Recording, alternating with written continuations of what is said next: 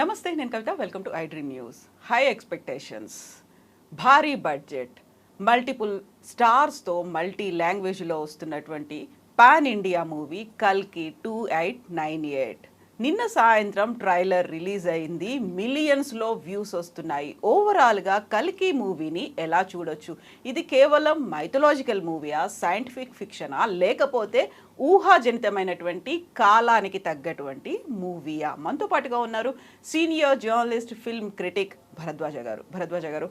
నమస్కారం అండి. నమస్తే అండి. సో కాశీతో మొదలైంది ఈ యుద్ధం అనేది, అంటే మన ట్రైలర్ అనేది. అందులో యుద్ధాలు కనిపిస్తున్నాయి, మరో కొత్త లోకం, ప్రపంచం, సృష్టి, ఇవన్నీ కనిపిస్తున్నాయి. దీంతో పాటుగా ప్రభాస్కి సంబంధించినటువంటి ఆయన ట్రాక్ రికార్డ్ని కూడా చూపిస్తున్నారు. ఓవరాల్గా ట్రైలర్ అనేది ఎలా అనిపించింది సార్ మీకు? అంటే ఒక మిక్స్డ్ ఎక్స్పీరియన్స్. అంటే తెలుగు తెర మీద ఇలాంటి సినిమా ఇంతకు ముందు రాలేదు.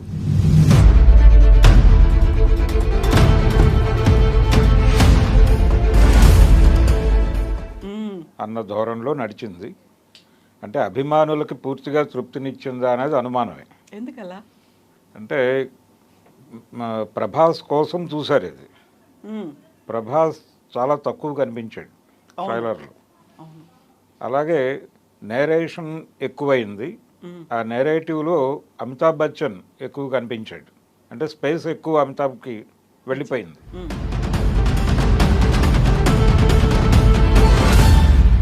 దీంతో కొంచెం అభిమానులు డిసప్పాయింట్ అయ్యారు, కానీ క్యూరియాసిటీ ఉంది. అంటే ఇప్పుడు దానికి వస్తున్నటువంటి వ్యూస్ చూస్తే ఈ సినిమా గురించి చాలామంది మాట్లాడుకుంటున్నారు అనే విషయం అర్థమైంది. అవును. సో వాళ్ళు ఇది ట్రయల్ రన్గానే చూశారు. ట్రయల్ రన్ చేశారు. సో చాలామంది ఈ సినిమా కోసం యాంగ్జైటీతో ఉన్నారు అనేది ఒక రికార్డు, ఒక కొలబద్ద వచ్చింది వాళ్ళకి. దీన్ని బట్టి ఇక్కడ నుంచి దాని ప్రమోషనల్ యాక్టివిటీస్ పెంచాలి టోటల్గా. అంటే ఇది ఇందాక మీరు అన్నారు, ఇది ఫిక్షనా లేకపోతే పురాణమా లేకపోతే ఇంకేమిటి అని, కాలానికి తగ్గ తీసినారు అంతే. అంటే ఇది విచిత్రమైనటువంటి పోకడ. టైమ్ మిషన్ అనేటువంటి కాన్సెప్ట్తో గతంలో సంగీతం శ్రీనివాసరావు గారు సినిమా తీశారు, ఆదిత్య 369. అవును. ఆయన ఈ సినిమా స్క్రిప్ట్లో కూర్చున్నారు. ఆయన కంట్రిబ్యూషన్ ఉంది దీనిలో. నిజానికి ఆయన దానికి ఆదిత్యకి సీక్వెల్ తీయాలనుకున్నాడు, అనుకుని డ్రాప్ అయింది అది రకరకాల కారణాల చేత.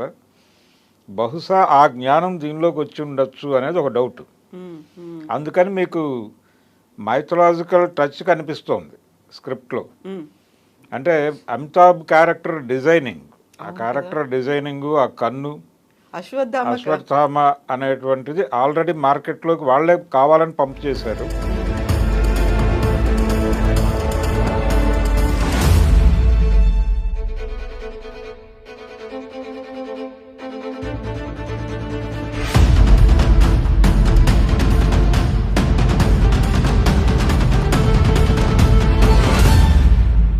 అక్కడి నుంచి మీకు మహాభారతంలో క్యారెక్టర్లు, రిఫరెన్సెస్ కనిపించవచ్చు, ఏదైనా కనిపించవచ్చు. అంటే డిఫరెంట్ టైమ్ లైన్స్లో జరిగేటువంటి కథని తీసుకొచ్చి కనెక్ట్ చేసి ఈ 3 పాయలుగానో 4 పాయలుగానో నడుస్తూ ఎక్కడో చోట మళ్ళీ కంక్లూడ్ చేస్తాడు.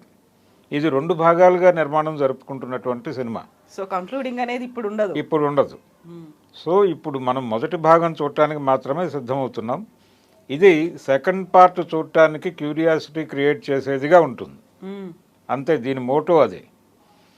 అదే షూటింగ్ వీళ్ళు దాదాపు సెకండ్ పార్ట్ కూడా కంప్లీట్ చేసి ఉండొచ్చు, కొంత ఉంటుంది.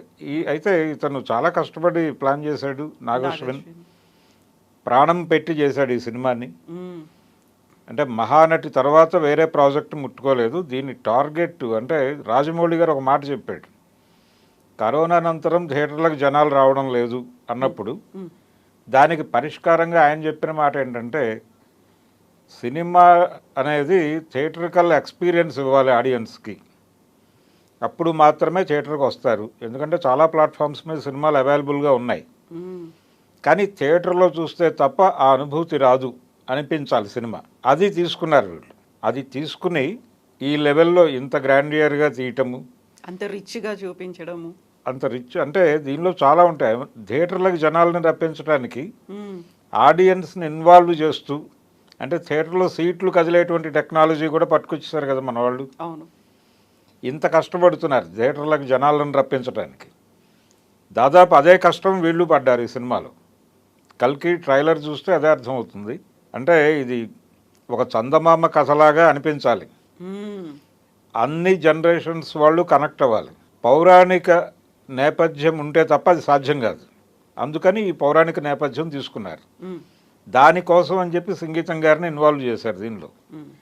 మీరు ఏ సినిమా అయినా తీసుకోండి, చాలా పెద్ద హిట్ అయినటువంటి ప్రతి సినిమాకి ఒక పౌరాణిక నేపథ్యం ఉంటుంది, ఇంక్లూడింగ్ షోలే. అమితాబ్ గారి పెద్ద హిట్ సినిమా షోలే కూడా రామాయణం నేపథ్యమే. అదేదో సెవెన్ సమురాయ్ ఇవన్నీ మాట్లాడతారు, కానీ మీకు బాలకాండలో విశ్వామిత్రుడు వచ్చి రామలక్ష్మణులు నువ్వు నేను యాగరక్షణ కోసం వినియోగించుకుంటాను అంటాడు. ఇందులో సంజీవ్ కుమార్ వెళ్ళి ప్రభుత్వాన్ని అడుగుతాడు, తీహార్ జైల్లో ఉన్నటువంటి ఫలానా 2 ప్రిజనర్స్ కావాలి నాకు, వాళ్లతో నేను మా ఊరు కాపాడుకుంటాను బందిపోటు దొంగల నుంచి అని అడుగుతాడు. వాళ్ళని తెచ్చి ఆ యాగరక్షణ చేస్తాడు. అంటే విశ్వామిత్రుడి క్యారెక్టర్లో సంజీవ్ కుమార్ని, రామలక్ష్మణుల పాత్రల్లో అమితాబ్ని, ధర్మేంద్రని అనుకుంటే అది రామాయణమే, బాలకాండే, షోలే. సో మీరు పెద్ద హిట్ సినిమాలు ప్రతిదానికి ఒక పౌరాణిక నేపథ్యం కనిపిస్తుంది. అంటే దాని నుంచి జనాలని పట్టుకోవడం తేలికవుతుంది. ఇప్పుడు రోజా సినిమా కూడా సతీ సావిత్రి అనేది అందరికీ తెలిసిన విషయమే. అక్కడ యమధర్మరాజుతో దెబ్బలాడి పతి ప్రాణం వెనక్కి తెచ్చుకుంటుంది ఆవిడ. ఇక్కడ ఉగ్రవాదులతో దెబ్బలాడి తెచ్చుకుంటుంది. కాశ్మీర్ నేపథ్యం ఇదంతా దానికే తీసుకున్నాడు ఆయన. అంటే బాలచందర్ చెప్పిందే అది ఆయనకి, మణిరత్నంకి, ఈ లైన్లో సినిమా చేస్తే వర్కౌట్ అవుతుంది అని. దాదాపు ఇక్కడ కూడా అదే జరిగింది. కల్కి కూడా ఈ మహాభారత నేపథ్యంతో పాటు ఇంకా అనేక పౌరాణిక పాత్రలు కనిపించవచ్చు సినిమాలో.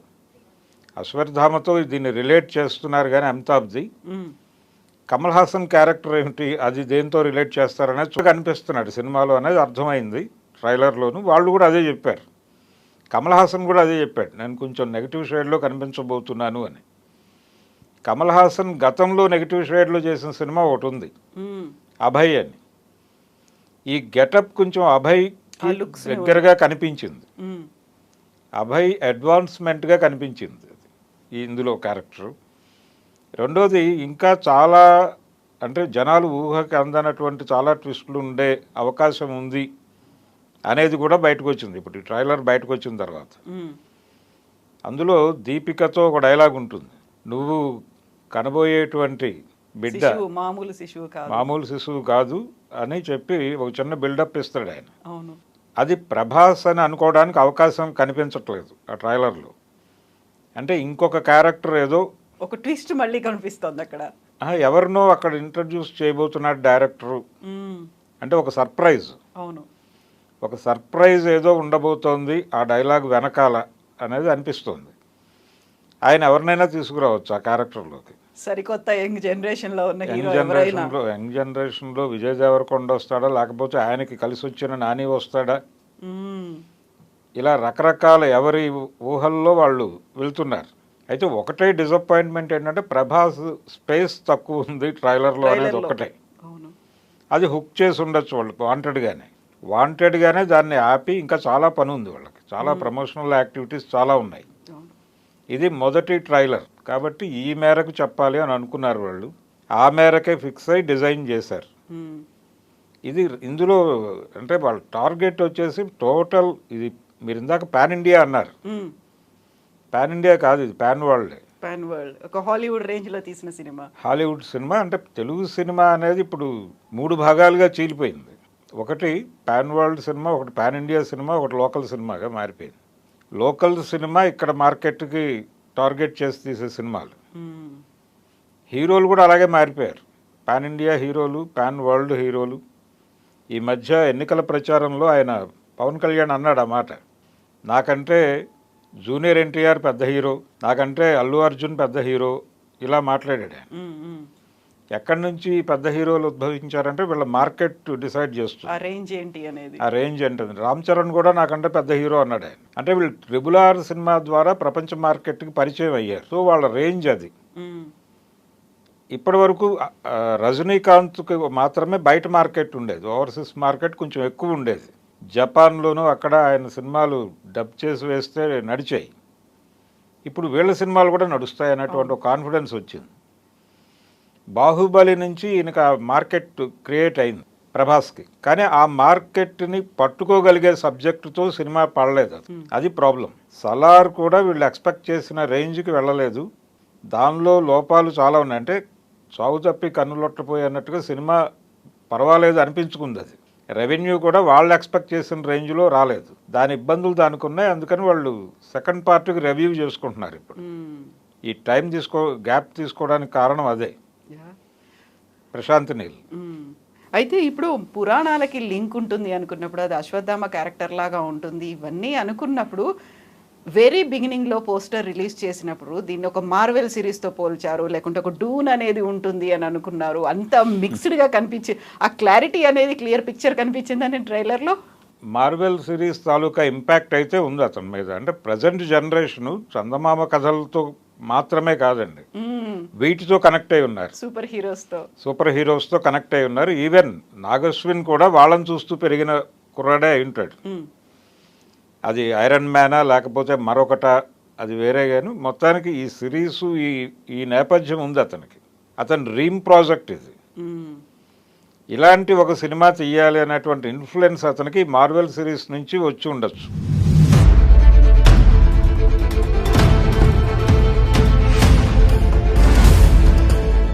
అందుకని ప్రభాస్ క్యారెక్టరు, ఆ కారు, ఆ బుజ్జి, ఇవన్నీ ఆ డిజైన్లో నడిచింది ఆ క్యారెక్టర్ వరకు.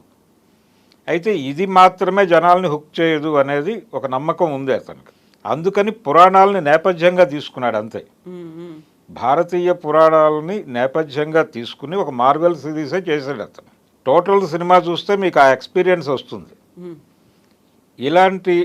ఇలాంటి ఆలోచనతోనే ఆ సినిమాని ఆదిపురుష్ డిజైనింగ్లో కూడా ఈ ప్రభావం కనిపిస్తుంది.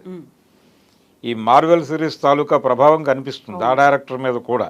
అది సెట్ అవ్వలేదు. అంటే పూర్తిగా వాళ్ళు రామాయణాన్ని ఆధోరణలో చెప్పే ప్రయత్నం చేయడంతో జనాలు దాన్ని రిజెక్ట్ చేసే పరిస్థితి వచ్చింది. ఇప్పుడు అది కాదు. ఇది కేవలం పౌరాణిక నేపథ్యం కనిపిస్తుంది. మీకు ఆ రెఫరెన్సెస్ ఎక్కడో వెలుగుతాయి అంతే. ఇది మనం చదువుకున్నాము, ఇది విన్నాము అనేది అంతే. ఎక్కడ విన్నాము అనేది మీరు రెఫరెన్స్లోకి వెళితే మీకు తడుతుంది.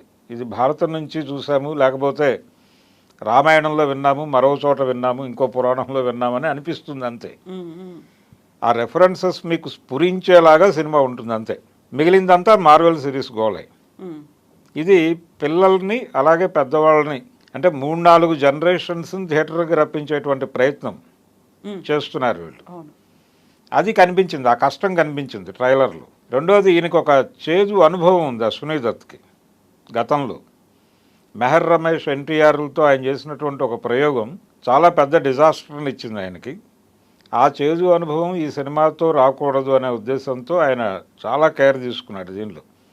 అందుకని వీళ్ళందరినీ స్క్రిప్ట్లో ఇన్వాల్వ్ చేశారు. శ్రీనివాసరావు గారిని, ఇంకా సత్యానంద్, వీళ్ళందరూ కూర్చున్నారు దానిలో.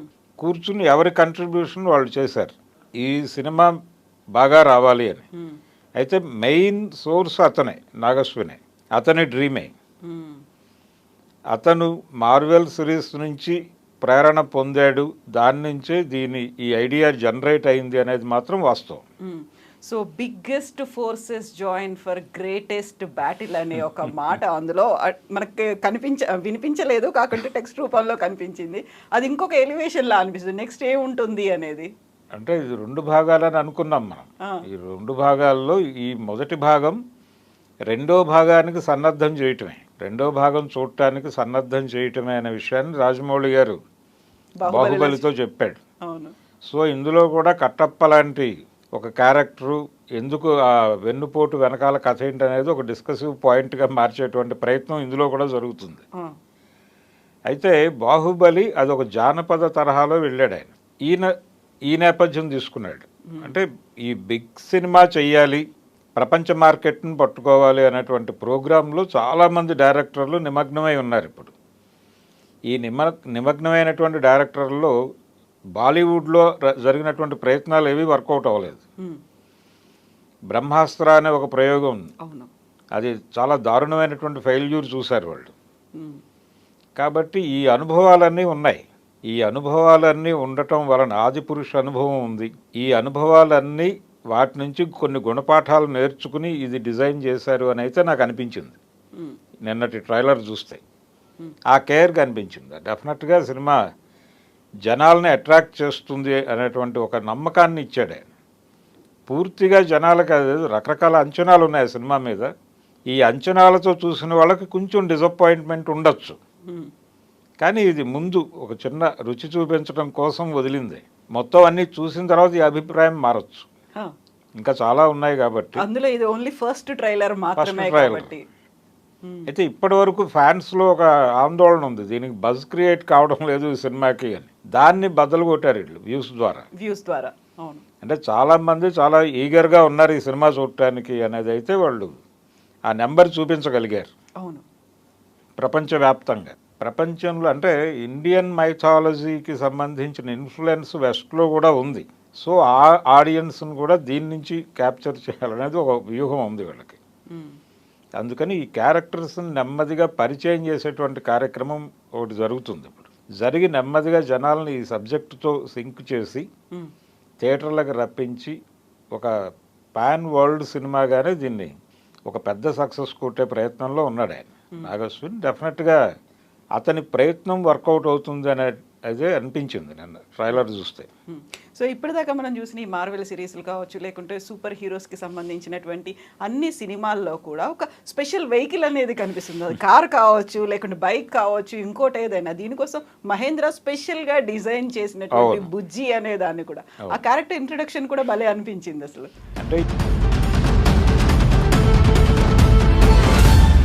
ఈ బుజ్జి అనే అంటే ఆ పేరు డిజైన్ చేయటం వెనకాల కూడా శంకర్ ప్రభావం కనిపిస్తుంది. అంటే శంకర్ కూడా ఇదే ధోరణి. అంటే ఆయన జనాలలో నానినటువంటి ఒక అంశాన్ని తీసుకుని దాన్ని అద్భుత రసంలో చెప్తాడు. చాలా ఎగ్జాగరేట్ చేసి చెప్తాడు విషయాన్ని. చెప్పదలుచుకున్న విషయం కంటే కూడా ఆయన చెప్పే పద్ధతి, నేరేషన్ చాలా అద్భుత రసంలో పెడతాడు ఆయన. అలా వెళ్ళటం ద్వారా జనాల్ని థియేటర్లకు రప్పించాలనేది ఆయన వ్యూహం. అది కూడా మార్కెటే. అంటే వీళ్ళందరూ అంటే రాజమౌళి దగ్గర నుంచి ఒక డిజైనింగ్ జరిగింది, మార్కెట్ డిజైనింగ్. మార్కెట్ మౌళి అనొచ్చు అతన్ని, రాజమౌళిని. అంటే మనం క్వాలిటీ సినిమా తీయాలంటే బడ్జెట్ పెరగాలి. ఎక్కువ బడ్జెట్ పెట్టాలంటే మనం మార్కెట్ గ్యారంటీ చూపించాలి ప్రొడ్యూసర్కి. అందుకని మన సబ్జెక్టు అలా ఉండాలి. ఆ తరహా ధోరణిలో వెళ్తున్నాడు ఆయన. RRR కావచ్చు, బాహుబలి కావచ్చు, ఇవన్నీ ఆ ధోరణిలో డిజైన్ చేసిన సినిమాలే. అన్నిట్లోనూ మీకు నేల విడిచి సాము చేయటం కనిపిస్తుంది. ఇందులో కూడా ఆ ధోరణి ఉంది ఈ సినిమాలో కూడా. ఈ బుజ్జి అనే క్యారెక్టర్ చిట్టి అనిపిస్తుంది వెంటనే. రోబోలో చిట్టి, అందుకని బుజ్జి ఈ ధోరణి. అంటే వీళ్ళందరినీ స్టడీ చేశాడు ఈయన నాగశ్విన్. ఏ పేర్లకి జనాలు ఇమ్మీడియట్గా కనెక్ట్ అవుతారు అనేది. చిట్టి అనే పేరు జనరల్గా అందరూ ఇళ్లలో నానేటువంటి పేరు అది. అలాగే బుజ్జి అనే పేరు కూడా ఇళ్లలో నానే పేరు అది. అందుకని ఆ పేరు చూస్ చేసుకున్నాడు ఆయన. అలా ఆ కారు డిజైనింగు అదేమో మార్వెల్ సిరీస్ ధోరణిలో ఉంది. అది దాని పేరేమో బుజ్జి. దాంతో కాన్వర్జేషన్ అంతా కూడా ఆయన అదే ధోరణిలో నడుస్తుంది. మీకు ఒక చిన్న డౌట్ వస్తుంది అప్పుడు ఆ కాన్వర్జేషన్ వింటుంటే. మనం Marvel series Telugu dubbing version, అవును కదా, ఇంపాక్ట్ కూడా కనిపిస్తుంది. ఏంటి ఇలా అనిపిస్తోంది అని చిన్న ఇది ఎక్కడో అది గుర్తొస్తుంది. ఐరన్ మ్యాన్ ఏదో డబ్బుడ్ వెర్షన్ చూస్తున్న అనుభూతి కలిగే ప్రమాదం ఉంది. కానీ వీళ్ళ ధోరణి అదే కాబట్టి అది నడిచిపోయింది, జనాలు చూసేస్తారు, అది నో ప్రాబ్లం. అంటే ఆయన చాలా క్లారిటీతో ఉన్నాడు. తన వ్యూవర్స్ ఎవరు, ప్రేక్షకులు ఎవరు అనేది పూర్తి క్లారిటీతో ఉన్నాడు. వరల్డ్ ఆడియన్స్ని థియేటర్లకు రప్పించడం కోసం డిజైన్ చేసిన ప్రాజెక్ట్ అది. అశ్విని దత్ గారికి చాలా ప్రెస్టీజియస్ ప్రాజెక్ట్ అది. ఇప్పటి వరకు ఎడిటెడ్ వెర్షన్ చూసిన వాళ్ళందరూ చాలా పాజిటివ్గానే రెస్పాండ్ అవుతున్నారు బయటకు వచ్చి. సో సినిమా డెఫినెట్గా వైజయంతి నుంచి మళ్ళీ ఒక బ్లాక్ బస్టర్ చూడబోతున్నాం అనేటువంటి హోప్ అయితే కలిగించాడు ఆయన. డిసప్పాయింట్ చేయలే. అంచనాలు ఉండి కొంచెం ఇబ్బంది పడిన వాళ్ళు ప్రభాస్ అభిమానులు ఇలాంటి అభిప్రాయాలు వస్తున్నాయి. కానీ ఇది కూడా మంచిదే అనుకుంటున్నారు వాళ్ళు. ఇది ఇంకొంచెం క్యూరియాసిటీని పెంచుతుంది. మనం డబ్బింగ్ గురించి మాట్లాడుకున్నప్పుడు, డబ్బింగ్ హాలీవుడ్ మూవీలా ఉందనుకున్నప్పుడు అమితాబ్ బచ్చన్ కావచ్చు, దీపికా కావచ్చు, వీళ్ళందరూ వాళ్ళకి వాళ్ళే డబ్బింగ్ చెప్పుకోవడం అనేది, ఈ ఛాయలు కనిపించకూడదు అనే ప్రయత్నం అది. అంటే ఈ బుజ్జి ప్రభాస్ కాన్వర్జేషన్ అలా అనిపించింది. అవును, పర్టికులర్గా బుజ్జి డైలాగ్స్. ఇది ఎక్కడో మనం ఒక డబ్బుడు హాలీవుడ్ సినిమా చూస్తున్నాం అనే అనిపించేలాగా ఉంది అది. ఈ అనుభూతి నుంచి జనాలను బయటకు లాక్కురావడానికి ఎవరి డబ్బింగ్ వాళ్ళతో చెప్పించే ప్రయత్నం చేశాడు. నిజానికి ఆ ప్రయత్నం చేయటం వల్లనే కమల్ హాసన్ క్యారెక్టర్ని గుర్తుపెట్టారు జనాలు. ఎగ్జాక్ట్లీ, లేకపోతే ఐడెంటిఫై చేసేవాళ్ళు కాదు. అంటే ఆయన వాయిస్, ఆయన డైలాగ్ డెలివరీ జనాలకి ఇది అమితాబ్ అనేది కనెక్ట్ అయింది. కమల్ హాసన్ అని, లేకపోతే ఇంకెవరో అనుకునే ప్రమాదం కూడా ఉంది అక్కడ. ఎగ్జాక్ట్లీ, ఆయన ఒక టిపికల్ స్టైల్లో చెప్తాడు, మాడ్యులేషను. రెండోది ఆ డైలాగ్ చెప్పడంలో కూడా ఆయన మీద అభయ్ ప్రభావం కనిపించింది. అందుకని అభయ్ కమల్ హాసన్. సో ఎప్పుడెప్పుడు అని ఎదురు చూస్తున్నారు. మొత్తానికైతే ట్రైలర్ వచ్చింది అండ్ రిలీజ్ డేట్ కూడా అనౌన్స్ చేసేసారు కాబట్టి, అందులోనే వచ్చింది కాబట్టి ఈ ఎలివేషన్స్ ఎక్స్పెక్టేషన్స్ని మ్యాచ్ అవుతుందా, అంతకు మించి ఉంటుందా అనేది జస్ట్ వెయిట్ చేయాల్సిందే. అయితే ఇది హై బడ్జెట్ సినిమా అంటే ఇప్పుడు తెలుగు సినిమా 100 కోట్లు వస్తే చాలు అనుకున్న రోజులు. 100 కోట్లు మించి బడ్జెట్టే పెడుతున్నారు. 300 కోట్ల వరకు బడ్జెట్ పెట్టినా పర్వాలేదు. అంటే 1500 కోట్ల టార్గెట్ ఇది. అంటే బాహుబలి పార్ట్ 2 1500 కోట్లు కలెక్ట్ చేయగలిగింది. ఆ 1500 కోట్ల మార్క్ ఇప్పటివరకు ఎవరూ రీచ్ కాలేదు. ఈ సినిమాతో రీచ్ అవ్వాలనేది ఒక ప్రయత్నం, ఎవరి ప్రయత్నాలు వాళ్ళు చేస్తున్నారు. RRR కూడా 1200 దగ్గర ఆగిపోయింది. సో ఇప్పుడు ఈ సినిమాతో బాహుబలి రికార్డు కొట్టాలనేది కూడా ఒక ప్రోగ్రామ్ ఉంది వీళ్ళకి. చూడాలి ఏ మేరకు సక్సెస్ అవుతారనేది చూడాలి. బాహుబలితో పాటుగా RRRకి సంబంధించి ఆస్కార్ అవార్డు కూడా, సో అది కూడా టార్గెట్గా ఏమైనా పెట్టుకున్నారా? డెఫినెట్గా అండి, అందరికీ ఉంది ఇది. ఇప్పుడు పాన్ ఇండియా మార్కెట్లోకి ఎంట్రీ ఇచ్చినటువంటి ప్రతి డైరెక్టర్ డ్రీము అదే. అంటే ప్రతి ఒక్కళ్ళకి ఒక టార్గెట్ ఫిక్స్ చేశాడు ఆయన రాజమౌళి.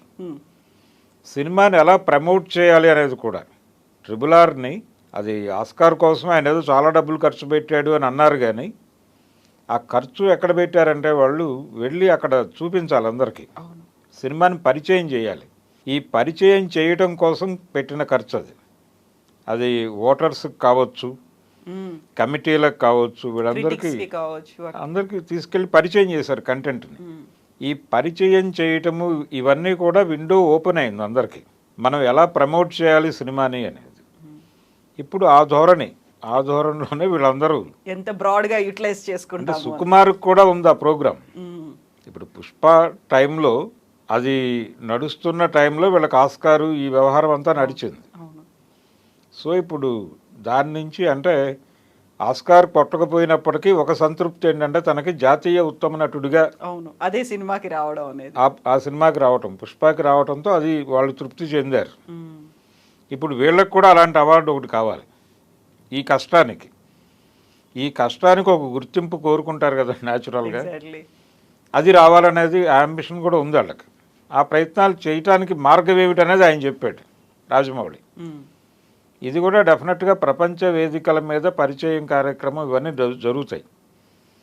ఆల్రెడీ ప్రభాస్ తెలుసు ప్రపంచంలో, అందుకని ఈజీగానే వీళ్ళు చేయగలుగుతారు అది. Yes sir, thank you so much. ఏమవుతుంది, ఎలా రిలీజ్ తర్వాత మళ్ళీ అంచనాలు ఇవన్నీ అవన్నీ మించి ఉన్నాయా చూద్దాం sir. Thank you so much Bharadwaja గారు. Thank you.